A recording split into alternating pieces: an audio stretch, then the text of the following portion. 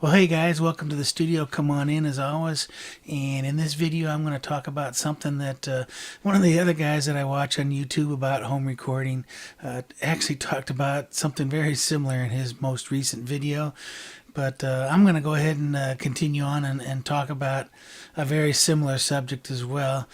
The guy's Graham Cochran over at Recording Revolution. If you haven't checked out his channel, you ought to see what he's doing. He's got some great videos up.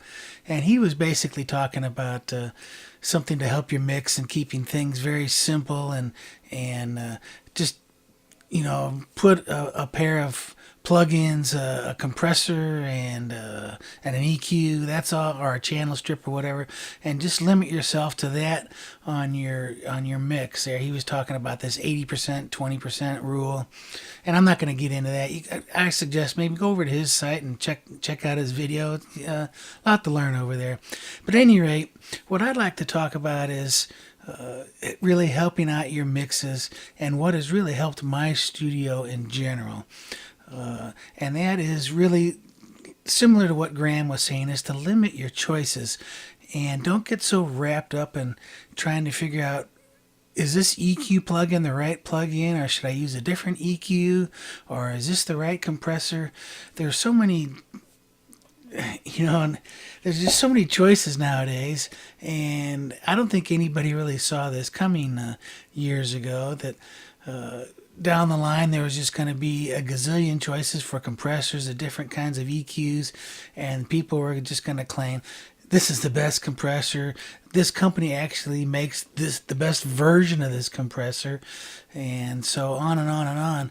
And years ago in the old analog studios, the tape studios, you pretty much had, unless you were in a huge $1 million setup or whatever, you pretty much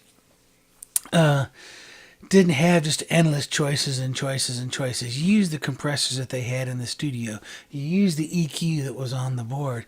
And so you didn't really stop and labor over that and effectively waste time trying to decide what's the best EQ, what's the best compressors. You used the ones that you had. And so, not that I'm saying that the choices that we have now make it so you can get a much better recording, or not that I'm saying that the choices make it so we make worse recordings, but what I'm saying is we spend a lot more time with these choices. And I understand we're in the home studio here, the clock, if you're doing your own personal stuff especially, is turned off, so it's not like we're running up our budget here when you're recording your own thing. So you can spend the time to experiment, and that's the beauty nowadays of having your home studio. You can go ahead and experiment. What's the best compressor? What's the best EQ? What's the best reverb unit? But I think what's happened with a lot of people is they just get hung up on the choices. And I've mentioned this before, that a lot of people will just go ahead and track, and then they'll go ahead and let's just go ahead and make these decisions, what's going to sound better when we mix it down, what let's make those choices then.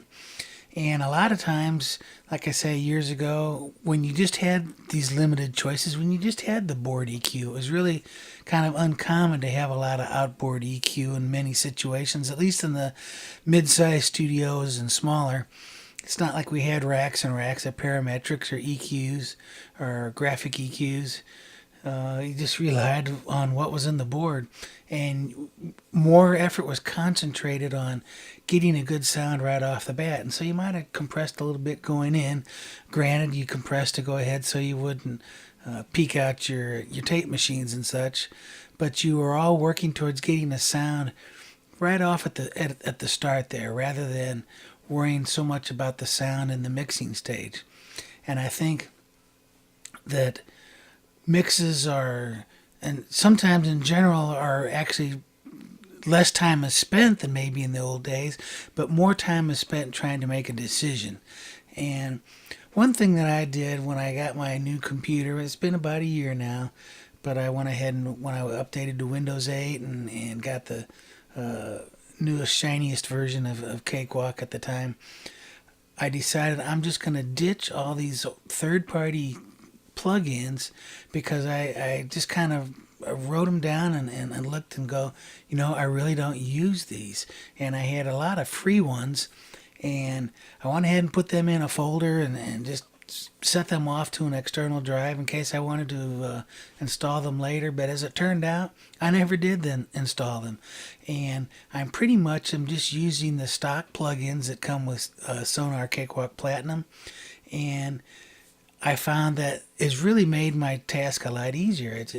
I'm more concerned with getting a good sound right at the bat, and I'm not really hung up on whether this LA2A or CA2A emulation is the best one or that sort of stuff. I'm not getting into whether the UAD or the waves or the cakewalk version of a compressor is best. And some people have their reasons why they think it's best, but I can tell you the listener could really care less. And quite frankly, in a mix, I don't think they really will know. And admittedly, it kind of amazes me sometimes when people that I think that are new to recording. There's a lot of people that are newer to recording with the home studios nowadays. Generally, when you were in a big facility in the years past, you just didn't necessarily walk in there as a newbie. You had some chops, and the people working in there, running the machines, knew what they were doing. And I think there was a lot less talk about what version EQ is better. Should we use this outboard EQ, or we really need to have a different board EQ or something, and we need to take our drums to another studio and track through their board or whatever. Now, granted, the big boys that had the money and the record budgets, yes, they probably did that, and I know for a fact they did do it.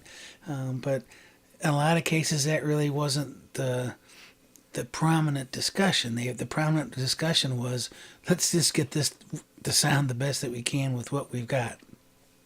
Anyway, I'm just kind of rambling on and on, but like I say, when I cleaned up my own personal computer and really limited to what the plugins that what I'm using, and I'm not so concerned about how many plugins I use when I'm mixing down. I might put a reverb plugin on a bus and then just go ahead and the same with some other types of effects like that. I've kind of decided that's the reverb that I'm going to use, and then when I get into the particulars and I go, well, yeah, maybe that snare drum would sound better with a convolution reverb or something like that, and the guitar would sound a little bit better maybe with a plate or a spring reverb. Then I can kind of fine tune it. But to get the bulk of things done, limit your choices, limit your options, and make a real attempt at doing that. And I think you'll find that things will slide on down the tracks a lot faster, and you'll get a lot more work done. And I think that you'll really be a lot more productive and get a vision more towards doing the music and the production rather than getting hung up on the fine-tuned details like that. At any rate, another one of my jump on a soapbox, talk about something that's clear as mud kind of deal. But I think you get the gist of what I'm talking about. I appreciate you putting up with these videos. It's a holiday weekend here, and so I thought I'd crank out a couple extra, and I really enjoy doing them too. But anyway, guys, we'll check in the next video again. Thanks a lot for all the comments, the new subscribers. That's great. I appreciate it very much. So we'll check you next time, guys. Later on.